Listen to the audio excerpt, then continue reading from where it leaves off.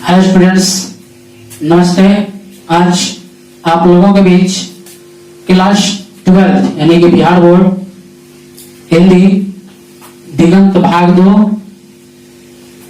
का पद्य खंड और पार्ट 2 यानी कि क्लास 12 में 13 कविताएं पढ़ने के लिए है। उसमें से आज दूसरा कविता हम आप लोगों के बीच इस वीडियो के माध्यम से शेयर कर रहे हैं और आप लोग इसको बहुत ही आसानी तरीका से समझें। और सबसे पहले आप इस वीडियो को देखने के लिए यदि लगातार बनना चाहते हैं तो लाइक एंड कमेंट्स जरूर करें। और मैं शत्रुघ्न सिन्हा आप लोगों के बीच जहां तक हो सके बहुत कुछ तक रखने के लिए प्रयास हूं और आप चाहते हैं कि कुछ करे। तो ये ऐसा नहीं है कि मैं फर्स्ट बार ऐसा कर रहा हूं, मेरा ये 2011 से ही टीचिंग लाइन है और 11 से ही हम बच्चों के बीच पढ़ाते आ रहे हैं। तो आप इस पे जरूर कंसस होकर ध्यान दें। और मेरा बच्चा आज हिंदी में ऐसा नहीं 95-96 मार्क कर लाया, तो आप भी ला सकते हैं। और जो क्वेश्चन लिखे हैं इससे एक भी क्वेश्चन बिहार बोर्ड में बाहर नहीं जाएगा और सब इसी के अंदर रहेगा।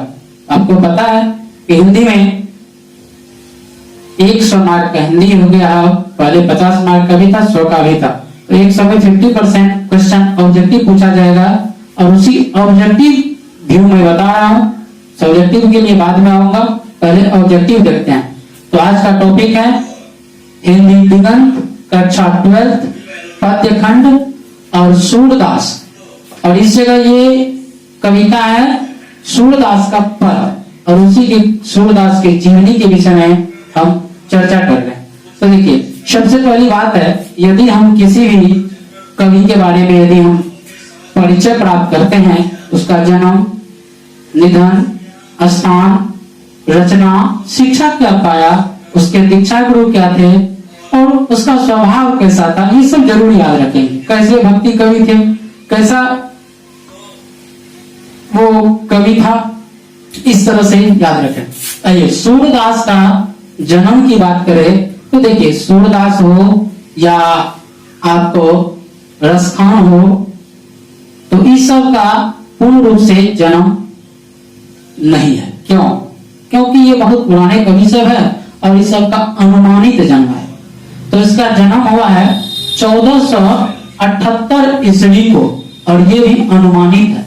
आपके परीक्षा में क्वेश्चन पूछेगा कि सूरदास का जन्म कब हुआ, तो आप बताएंगे 1478 ईस्वी और ये अनुमानित है लगभग में। और इसका निधन कब हुआ, तो 1583 में। देखिए, मैंने दोनों चीज एक जगह कर दिया। तो 1478 में जन्म हुआ और निधन हुआ 1583 में। और इनका जन्म स्थान कहाँ है? देखिए, आपका भी जन्म किसी न किसी का होगा तो समझ सकते हैं कि उसका जन्म स्थान होता है। इसीलिए जन्म स्थान इसका है दिल्ली के निकट सीही नामक ग्राम में। दिल्ली के निकट कौन सा ग्राम है? सीही नामक ग्राम है। और इसका निवास स्थान है, जहां रहा, वो जन्म स्थान हुआ, निवास स्थान है ब्रज क्षेत्र। ब्रज भूमि जानते हैं, मथुरा, जहां भगवान कृष्ण का जन्म हुआ, उसी के बगल में ब्रज भूमि है। उसी को ब्रज क्षेत्र में गौ घाट आता है। ब्रज क्षेत्र में कौन सा घाट है? गौ घाट, वृंदावन और पारसोली ग्राम। इसका ये हो गया निवास स्थान। ये किसका निवास स्थान है? सूरदास का। और इसने शिक्षा कैसे पाया? स्वाध्याय द्वारा, मतलब अपने द्वारा। स्व मैंने अपना, अपने से अध्ययन किया और वो भी ज्ञान अर्जन।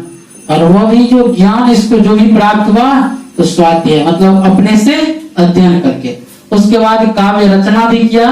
काव्य मतलब कविताओं की रचना किया। और संगीत का विशद ज्ञान था। संगीत जानते हैं आप लोग, संगीत के भी बहुत प्रिय होंगे। तो संगीत तो जानते ही हैं, गाना। और इसको संगीत का काफी विशद ज्ञान था और अभ्यास भी किया काफी। अभ्यास, आप जानते हैं किसी भी चीज को बनाते हैं तो सबसे पहले होती है प्रैक्टिस। उस चीज के लिए प्रैक्टिस, अभ्यास तो आपको करना ही पड़ेगा। इसलिए संगीत का विशद ज्ञान था और काव्य रचना किया, यानी कि कविताओं बहुत सारे लिखे हैं और साथ ही साथ स्वाध्याय द्वारा ज्ञान अर्जन भी किया। फिर है अभिरुचि। देखिए, हर एक इंसान का सब कुछ में रुचि होता है। आपका कभी खाना में रुचि हो, या कभी पढ़ने में रुचि हो, या लिखने में हो, या संगीत में हो। तो इसका रुचि क्या था? इसका रुचि था पर्यटन में, सबसे ज्यादा था पर्यटन, सत्संग, कृष्ण भक्ति एवं वैराग। देखिए, पर्यटन क्या होता है? पर्यटन जानते हैं, आप कई जगह घूमने जाते हैं तो घूमने में तो मन लगता ही है, तो ऐसे ही ये पर्यटन की बात है। तो आप घूमते जो है ना, देखते हैं कहीं भी जा करके, तो समझ लीजिए कि ये पर्यटन है। इसको भी घूमने में काफी मजा आता था। फिर है सत्संग। सत्संग तो जानते हैं, कीर्तन भजन। तो सत्संग में भी रुचि बहुत सारे लोगों को होता है, किसी को नहीं भी होता है। इनको सत्संग में काफी रुचि था।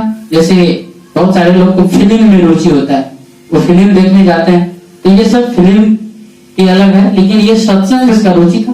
फिर कृष्ण भक्ति। देखिए, हर एक इंसान अपना अपना कुछ ईश्वर को पूजते हैं। कोई राम को पूजते हैं, तो कोई महादेव को, कोई विष्णु को, कोई अल्लाह को, या कोई ईश्वर मानता है सिर्फ नहीं। तो इस तरह से इसका भक्ति जो था ना, वो सिर्फ था भक्ति तो कृष्ण से ही भक्ति। और वैराग्य, वैराग्य भी था अलग, इसका स्वभाव भी अलग था।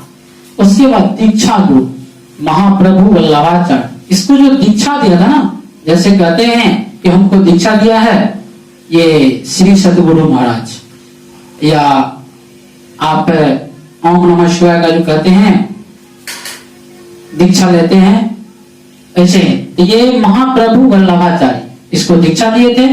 और दीक्षा काल कब मिला, कब से कब तक ये दीक्षा लिया गुरु जी से? तो 1509 से 1510 ईस्वी तक में अपना दीक्षा प्राप्त किया। लेकिन ये भी डेट फिक्स नहीं है, ये अनुमानित है, लगभग में। और विशेष है कि जन्म से अंधा था। देखिए, इनका विशेष अपना क्या था, ये जन्म से ही अंधा था, ठीक ना। उसके बाद बड़े होने पर दोनों आंखें जाती रही। मतलब देखिए, जो जो उम्र बढ़ता है तो आगे बढ़ते हैं, उसी में क्या हुआ, इसका दोनों आंख बड़ा होते होते चला गया। मतलब एक हो गया आंख से अंधा, इसीलिए कहा गया आन्हर गुरु बहिर चला, मांगे हरि अमीले ढला। आन्हर गुरु था, बहिर चला था, अब मांगते थे हरि, देता था, ढला तो कहता था कि यही हरि, हरि में भगवान। तो ये बड़ा हो गया और फिर भी इसका आंख चले गया। उसके बाद इसका स्वभाव, हर एक इंसान का स्वभाव अलग अलग होता है। मृदुल स्वभाव था, इनका स्वभाव कैसा था? मृदुल मतलब कम बोलने वाले, और विनम्र मतलब बहुत ही धैर्य से बोलता था, ऐसा नहीं कि ज्यादा बोलता था। और ये विनम्र स्वभावी और निर्भिमानी, मतलब इसमें अभिमान होता है, इसके पास कोई अभिमान नहीं था, ये निरअभिमानी था। और भावुक, किसी भी चीज के प्रति इसका नजर जाता था तो उसको बहुत ही गहरी से सोचता था। किसी भी चीज को ये बहुत ही भावुकता पूर्वक उसको सोचता था, मंथन करता था, अंतर्मुखी।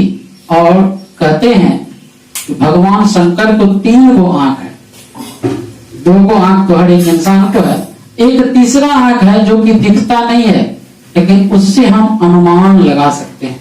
तो इनको वही तीसरे आंख का भी ज्ञान था। अंतर्मुखी स्वभाव के या विरक्त महात्मा थे कि जैसे किसी भी आदमी को देख लिया तो उनके स्वभाव से ही जब पता चल जाता था कि ये कैसे इंसान है। फिर इसकी रचना है, यानी कि कृतियां, इनकी कृतियां हैं सूर सागर। देखिए, सूर सागर यदि आप इनको याद रखेंगे तो सिंपल सी तरीका से याद होगा कि सूर जो है, सूर इसी से बना है सूरदास, दास हटा दीजिए, बचा क्या? सूर, और इसी से बना लिया सूर सागर। तो कहीं भी सूर सागर लगा रहे तो समझ लीजिएगा कि शुरू पे सूर लगा हुआ है और ये सूरदास है। ठीक, और ये सूरदास का सूर सागर रचना विश्व प्रसिद्ध रचना, विश्व यानी पूरे संसार में इसका रचना प्रसिद्ध है। फिर है साहित्य लहरी, इनका कौन सी रचना है? साहित्य लहरी। और राधा रस केली, और ये भी रचना है राधा रस केली। सुर सरावली, देखिए आप इनके रचना पे थोड़ा गौर करेंगे तो सूर सरावली भी सूर से ही लगा हुआ है। फिर ये साहित्य लहरी, साहित्य की लहर। राधा रस केली, राधा का उनके रस का वर्णन रस केली में किया गया, और ये किसने किया? तो सूरदास ने। अब आते हैं, इसकी कई और क्वेश्चन है। पद किसकी रचना? देखिए आप क्लास 12th में सूरदास के पद पढ़ेंगे तो पद दो है, 1 और 2।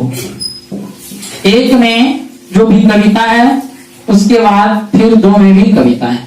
तो ये पद जो है इसका 2 है, पहला प्रथम पद, द्वितीय पद। तो सूरदास 2 पद लिखा। तो पद किसकी रचना है? तो आपको आसानी हो जाएगा कि पद जो है ना सूरदास की रचना है। किसकी रचना है? सूरदास। सूरदास किस भक्ति के कवि है? इनके भक्त कवि है ये सूरदास। तो आप कह सकते हैं कृष्ण के भक्त कवि है। सूरदास किस भाषा के प्रसिद्ध कवि है? ये ब्रज भाषा के प्रसिद्ध कवि है। किस भाषा के? तो ब्रज भाषा के। और कह सकते हैं कि ब्रज राज कुंवर। इस कविता में आप पढ़ेंगे आपको मिलेगा लिखा हुआ, जागिए ब्रिजराज कुंवर भोर भई। मतलब सूरदास जी भगवान श्री कृष्ण से कह रहे हैं जागिए हे ब्रिजराज कुंवर। ब्रिजराज मतलब कृष्ण को कह रहा है कि ब्रिजराज कुंवर आप जागिए। और क्या हो गया है? तो भोर हो गया, सुबह हो गई। तो ब्रजराज कुंवर किसे कहा गया है? तो कृष्ण को कहा गया। किसको कह सकते हैं? तो कृष्ण को कहेंगे। सूरदास के पदों में किस रस की अभिव्यक्ति हुई है? तो सूरदास के पद में है कि वात्सल्य रस। वात्सल्य रस क्या होता है? देखिए आपको इनके लिए एक व्याकरण में टॉपिक पढ़ेंगे, रस। आपको इस रस टॉपिक का भी वीडियो बहुत जल्दी प्राप्त हो जाएगा, और वहां आपको ये समझ में आएगा कि रस क्या है, रस कितने प्रकार के होते हैं। फिर आता है उसमें अलंकार, व्याकरण में, तो वो भी अलंकार भी आप जानेंगे। उसके बाद है ये किस रस का हो गया? तो वात्सल्य रस। सूरदास के प्रथम पद में कृष्ण को किसकी सूचना दी जा रही है? तो भोर होने की। सूरदास के प्रथम पद में है ना, जागिए ब्रिजराज कुंवर भोर भई। तो प्रथम पद में कह रहा है कि कृष्ण को किसकी सूचना दी जा रही है? ये हो रहा है कि भोर होने की, कि जागिए भोर हो गया। सूरदास किस धारा के कवि है? तो ये है आपको कृष्ण भक्ति धारा के।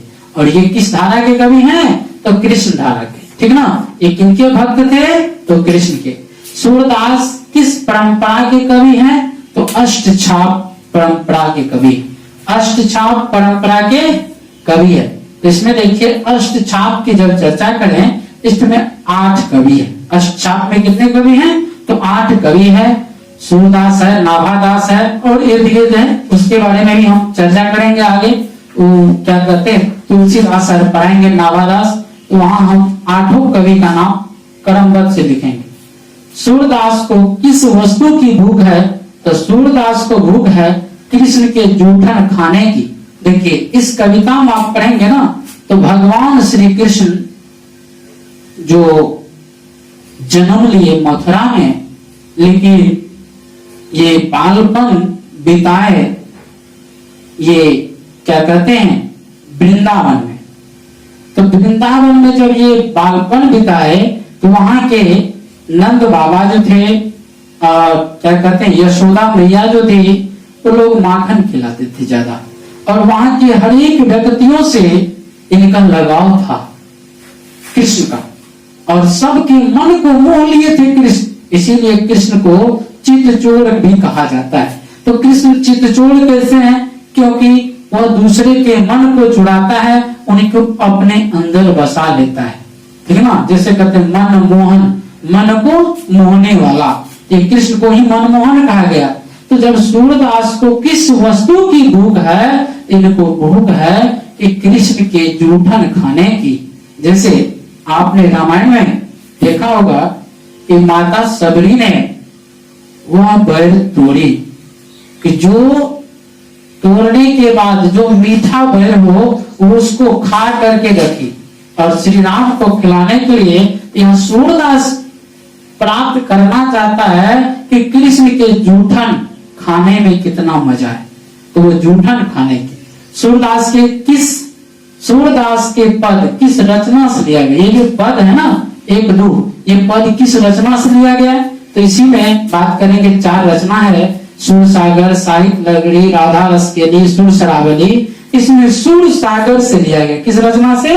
सुर सागर से। बहुत इंपॉर्टेंट क्वेश्चन है, आप इनको जरूर याद रखें। और आपको जहां कहीं दिक्कत हो आप जरूर कमेंट्स करें कि यहाँ दिक्कत है, हम उसका सॉल्यूशन करेंगे। और किसी भी तरह की प्रॉब्लम हो इस पाठ में आप हमें जरूर बताएं। और इस वीडियो के लास्ट में हम कहेंगे कि आप जरूर अभी तक यदि सब्सक्राइब नहीं किए हैं तो जरूर कर दें, लाइक कर दीजिए और ब्लैक एंड भी कर दें, और जिससे आपको प्रत्येक चैप्टर घर बैठे ही आपसे को प्राप्त हो सके। तो विशेष में ज्यादा कुछ नहीं, बस यहीं तक। और आप इस चीज से बने रहें। ज्यादा दिक्कत हो, स्क्रीनशॉट लेना हो तो आप जरूर ले लीजिए और लाइन बाय लाइन इसको नोट करें।